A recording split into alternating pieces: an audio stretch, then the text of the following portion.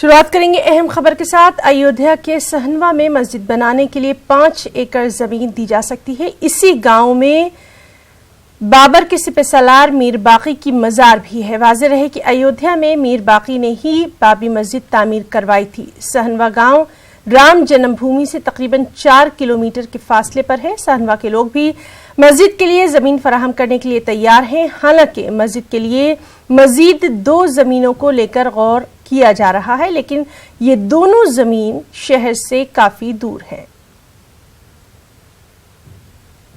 سے راستہ نکلا ہے، اب جو سپریم کورٹ کا نرنय آ گیا ہے انتم، تو میں چاہتا ہوں اس سمادھان کا پٹا چھیب ہو جائے، اور چونکہ میر باقی کا رشتہ سہنوا گاؤں سے رہا ہے۔ رام جنم بھوم سے سہنوا کی دوری محض 4 کلومیٹر ہے، جبکہ جو دوسرے وکلپ ہے چاہے وہ چاندپور ہربنس ہو، اس کی دوری اگر دیکھا جائے تو 10 سے 12 کلومیٹر ہے، اور تیسرا جو گاؤں ہے ڈابا سیمبر جس کی بات سامنے آ رہی ہے، اس کی دوری اور ادھک ہے، قریب وہ 16 سے 17 کلومیٹر ہے۔ حالانکہ ابھی جو سمبھاونائیں جو نیوز 18 کو سوتر مل رہے ہیں اس کے مطابق سہنوا کا نام سب سے تیز چل رہا ہے، اور اگر سنی پکش اس کے لیے راضی ہوتا ہے تو یوگی سرکار اس گاؤں میں مسجد نرمان کے لیے 5 ایکڑ زمین دے سکتی ہے۔ کیمرامین اپیندر کے ساتھ راجیو پرتاپ سنگھ، نیوز 18 ایودھیا۔ ایودھیا معاملے میں سپریم کورٹ کے فیصلے کا کرناٹک کے مسلم لیڈروں نے خیر مقدم کیا ہے۔ سابق مرکزی وزیر کے رحمان خان نے کہا کہ اس معاملے کو مزید طول دینا مناسب نہیں ہے۔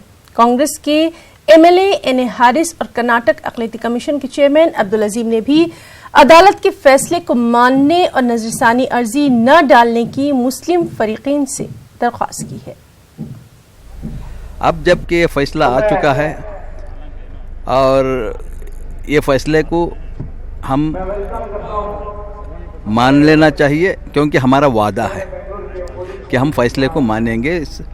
مصالحت کی جب سوال آئی تو ہم نے اس کو ٹھکرا کر ہم جو بھی عدالت کا فیصلہ ہے اس کو ہم ہمارے منظور ہیں کر کے ہم مان لیے گئے، تو اس لیے ہم کو یہ ماننا چاہیے۔ ابھی ہم لوگ ایک اچھے ناگرک بن کر یہ سپریم کورٹ کا فائنل ڈیسیژن کو ماننا ہے، بٹ یہ جو بھی فیصلہ ہوا وہ ہمارے لیے سیٹسفیکشن ہے کر کے نہیں بول سکتے، لیکن اس دیش کو، اس ملک کو آگے لے کر جانے کے واسطے مسلمان ایک سیکریفائس کرنا ہے۔ پورے 28 سال بابری مسجد کے ڈیمالیشن کے بعد میں سارے ہندوستان میں امن نہیں رہا، شانتی نہیں رہی، اور ہم اس کے بعد پھر آنے والے جنریشن کو امن سے محروم نہیں کر سکتے۔ فیصلہ ہو گیا تو اس کو ماننا پڑے گا۔ اور اب بات مولانا ابوالکلام آزاد کی یوم پیدائش کی۔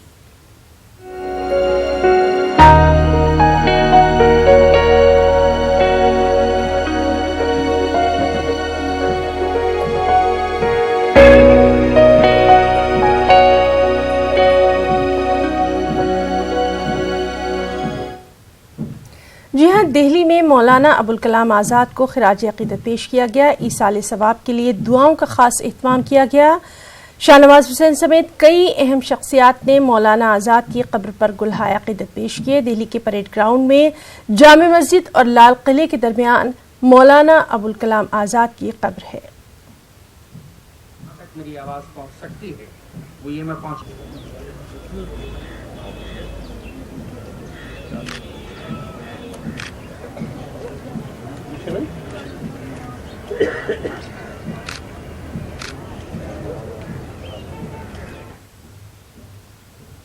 ملک کے پہلے وزیر تعلیم مولانا ابوالکلام آزاد کا آج یوم پیدائش ہے۔ اس موقع پر B J P leader Shah Nawaz حسین نے مولانا کو یاد کیا اور کہا کہ مولانا کو کسی مذہب یا سیاسی جماعت سے جوڑ کر نہیں دیکھنا چاہیے، وہ پورے ملک کے لیڈر تھے۔ B J P leader Syed Shah Nawaz حسین آج مولانا آزاد کے یوم ولادت پر جامع مسجد تک پہنچے اور بڑا سوال اٹھایا کہ مولانا آزاد کانگریس کے نیتا نہیں تھے۔ شاہ نواز صاحب ہمارے ساتھ موجود ہیں۔ بڑا سوال کانگریس نے اٹھایا، کانگریس تو آئی نہیں۔ مولانا ابوالکلام آزاد دیش کے نیتا تھے، وہ بھارت رتن تھے، ان کو کسی پارٹی میں قید کیا نہیں جا سکتا۔ ہر ہندوستانی کا مولانا آزاد پر اتنا ہی حق ہے جیسے مہاتما گاندھی جی اور سردار پٹیل پر ہے۔ اور مولانا آزاد کانگریس آئی کبھی نہیں جوائن کی انہوں نے، وہ کانگریس الگ کانگریس تھی جو مہاتما گاندھی کی کانگریس تھی۔ یہ کانگریس ہے एक परिवार की कांग्रेस है। वो राजीव गांधी जी के समाधि पे जाते हैं कांग्रेस के नेता, वो कांग्रेस के नेता इंदिरा गांधी जी की समाधि पे जाते हैं, वो कांग्रेस के नेता नेहरू जी की समाधि पे जाते हैं, लेकिन मौलाना आज़ाद के मज़ार पर हाजिरी देने के लिए उनके पास वक्त नहीं है, क्योंकि वो उन्हें अपना नहीं मानते। पूरा मुल्क उन्हें अपना मानता। और हिंदुस्तान में आज़ादी के बाद आज मौलाना आज़ाद के संदेश हैं, जिस तरह उन्होंने बहुत गालियां सुनकर भी मुल्क को इकट्ठा रखा और हिंदुस्तान को एकजुट किया। आज हिंदुस्तान पूरी तरह एकजुट हुआ है सुप्रीम कोर्ट के फैसले के बाद, और मौलाना आज़ाद की कही हुई बातों का आज ज़्यादा महत्व है। तो ये एक बड़ा सवाल है जो भारतीय जनता पार्टी की तरफ से उठाया गया है, और सबसे बड़ी बात यह है, तो क्या सरदार वल्लभ भाई पटेल के बाद अब मौलाना आज़ाद की बारी है? क्या भारतीय जनता पार्टी मौलाना आज़ाद पर अब कब्जा जमाने वाली है? कैमरामैन वैभव के साथ खुर्रम शहजाद, न्यूज़ 18 दिल्ली। और मौलाना अबुल कलाम आज़ाद का कोलकाता से बहुत गहरा रिश्ता था। अल हिलाल और अल बलाग जैसे बायनाज़ जरीदे कोलकाता से ही शाये हुआ करते थे। कोलकाता में ही आज़ाद म्यूजियम भी है। हमारी नुमाइंदा शबाना एजाज ने आज़ाद म्यूजियम का जायजा लिया और वहां के मुंतज़मीन से खास बातचीत की।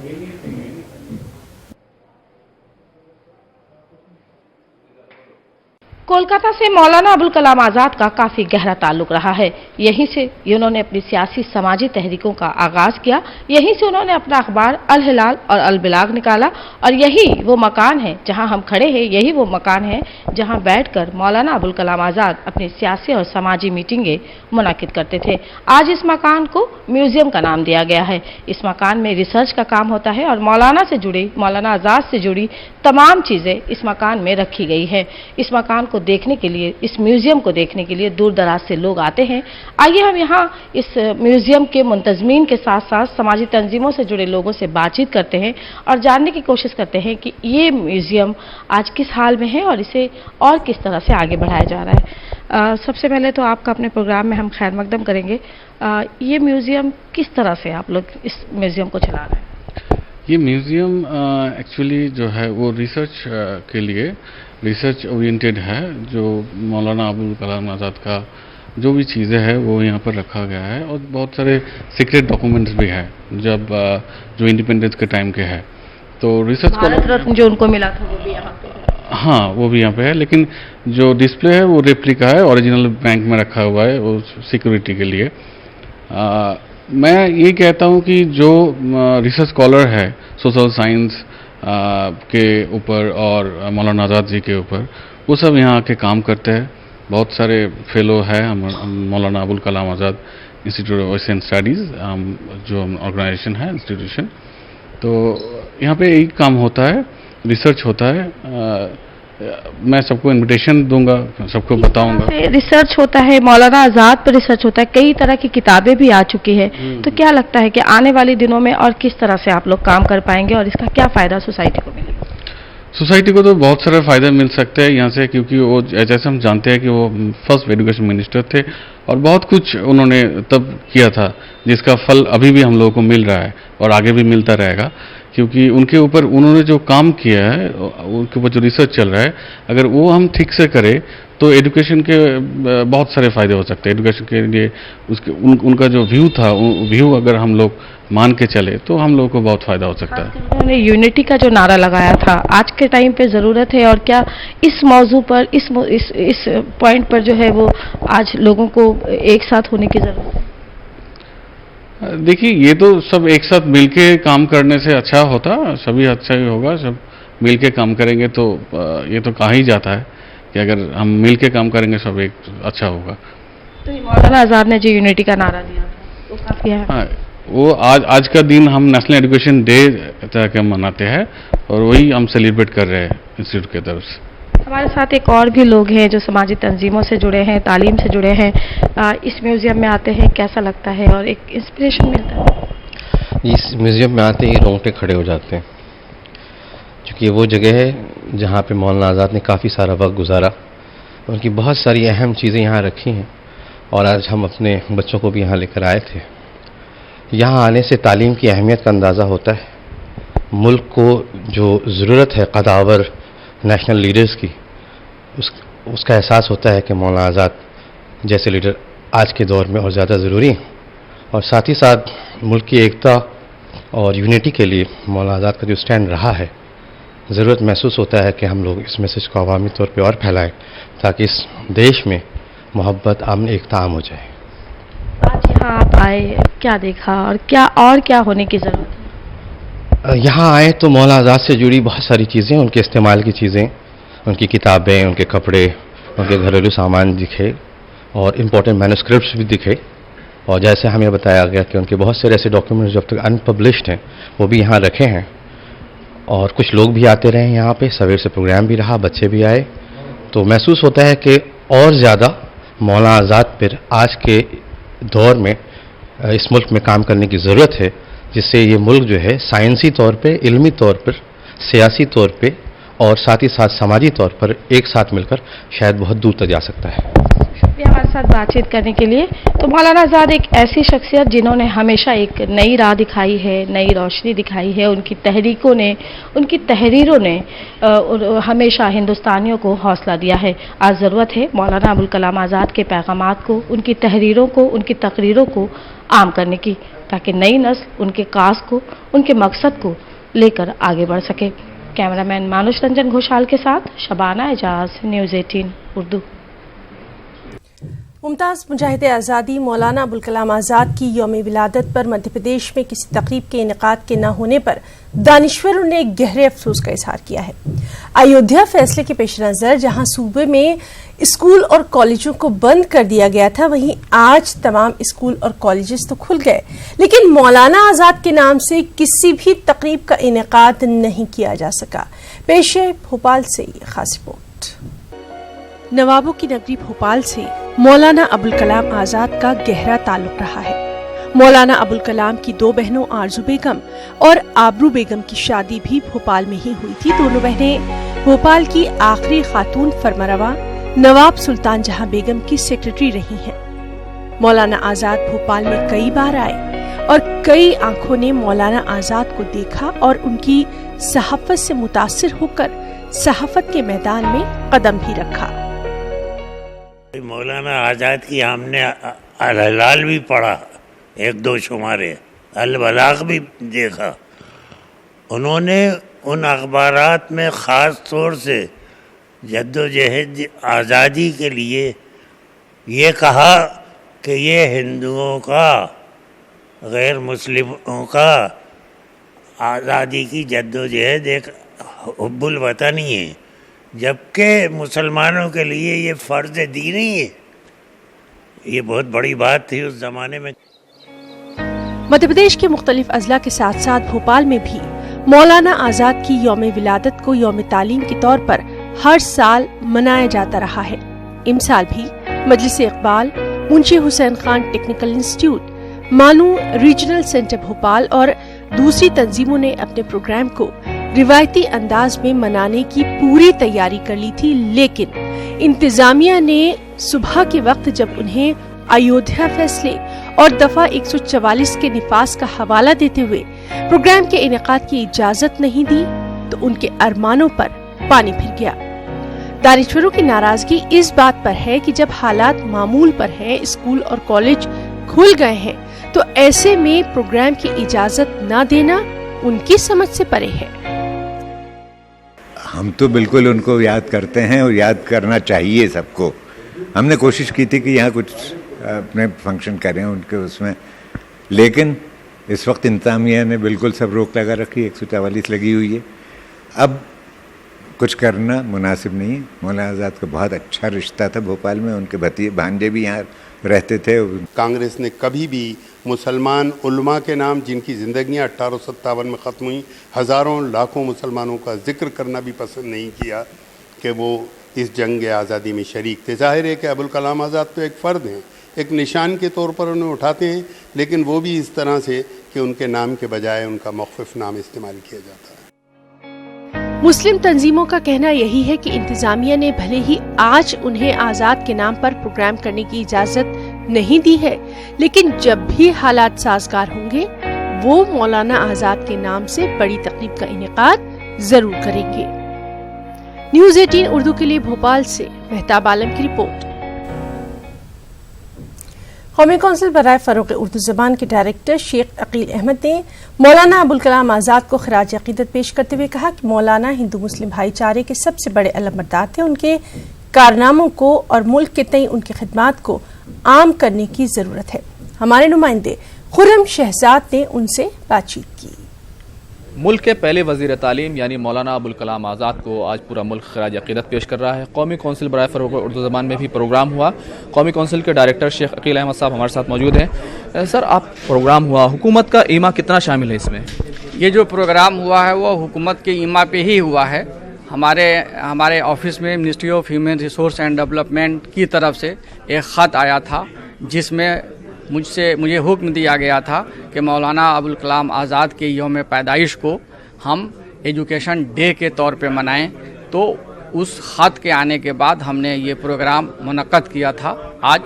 اور ایسا اس لیے کیا جا رہا ہے کہ آج ہندوستان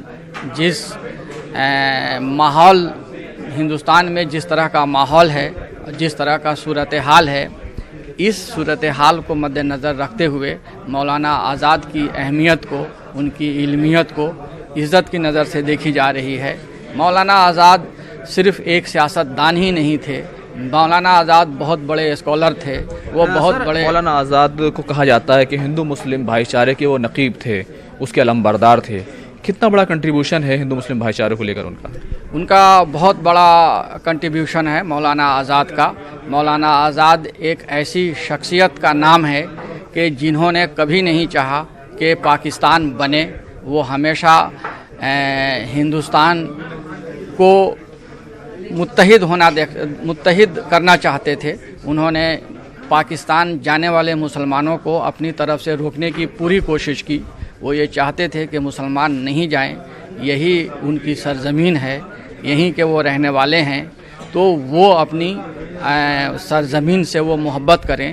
اور جنگ آزادی میں بھی ان کا یہی خیال تھا کہ مسلمان اسے صرف حب الوطنی کے طور پہ جنگ آزادی میں شامل نہیں ہوں، بلکہ وہ یہ چاہتے تھے کہ مسلمان جنگ آزادی میں شامل ہونے کے لیے اسے وہ اپنا مذہبی فریضہ سمجھیں اور مذہبی فریضہ سمجھ کر کے وہ جنگ آزادی میں حصہ لے. تو ان کا بہت بڑا کنٹریبیوشن ہے. سر، اتنے اہم شخص ہندو مسلم بھائی چارے کے علمبردار، پھر بھی اتنی دیر کیوں ہو گئی قومی کونسل میں یا پھر دوسری جگہوں پر ان کو یاد کرنے میں اتنی دیر کیوں کر دی گئی؟ انفیکٹ ہم ابھی جو موجودہ سرکار ہے، موجودہ سرکار کو یہ محسوس ہوا ہے کہ ان کی شخصیت ایسی ہے کہ ان کو بار بار یاد کیا جائے، اس لیے ان کو پورے ہندوستان میں یاد کیا جا رہا ہے. لیکن مجھے افسوس ہو رہا ہے یہ کہتے ہوئے کہ پچھلی سرکاروں نے مولانا آزاد کو جس طرح سے یاد کرنا چاہیے، جس طرح سے ان کے کنٹریبیوشن کو عوام کے سامنے پیش کرنا چاہیے، اس طرح سے انہیں پیش نہیں کیا گیا. جبکہ مولانا ابوالکلام آزاد کا اس ہندوستان کی تعمیر میں بہت بڑا رول رہا ہے. آئندہ بھی ان کے اوپر اس طرح کے پروگرام ہوتے رہیں گے. شکریہ. اور ان کے کارناموں تو یہ تھے قومی کونسل برائے فروغ اردو زبان کے ڈائریکٹر جو کہہ رہے تھے کہ آگے مولانا آزاد پر پروگرام قومی کونسل کرے گی. کیمرہ ویبھو کے ساتھ خرم شہزاد، نیوز 18 دلی. اور وہیں مولانا ابوالکلام آزاد کی 132ویں یوم پیدائش کے موقع پر آندھرا پردیش کے وجےواڑا میں یوم اقلیت منایا گیا. اس تقریب میں ریاست کے وزیر اعلیٰ وائی ایس جگن موہن ریڈی نے شرکت کی. جگن موہن ریڈی نے اردو کے فروغ میں اہم رول ادا کرنے والی شخصیات کو یہاں ایوارڈ سے بھی نوازا. اس دوران کئی سرکاری اسکولوں کے بچوں میں بھی سرٹیفکیٹ تقسیم کیے گئے. اس تقریب میں ڈپٹی چیف منسٹر امجد پاشا کے علاوہ ریاستی وزراء اور دیگر بھی موجود رہے. جگن موہن ریڈی نے مولانا آزاد کی خدمات کو خراج پیش کیا اور 14 نومبر سے اے پی میں سرکاری اسکولوں کو کارپوریٹ طرز پر ترقی دینے والی اسکیم شروع کرنے کا بھی یہاں اعلان کیا.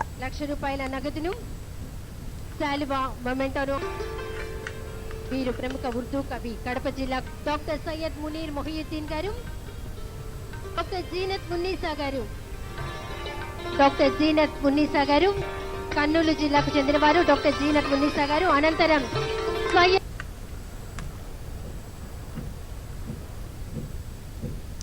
جنگ آزادی کے عظیم رہنما، مفکر، صحافی، شاعر، ادیب اور بے باک مقرر مولانا ابوالکلام آزاد کا آج یوم پیدائش ہے. 2008 سے ہر سال 11 نومبر کو قومی یوم تعلیم کے طور پر منایا جاتا ہے. مولانا ابوال کلام آزاد ملک کے پہلے وزیر تعلیم تھے۔ 1992 میں مولانا کو ان کی خدمات کے لیے بھارت رتن سے بھی نوازا گیا تھا۔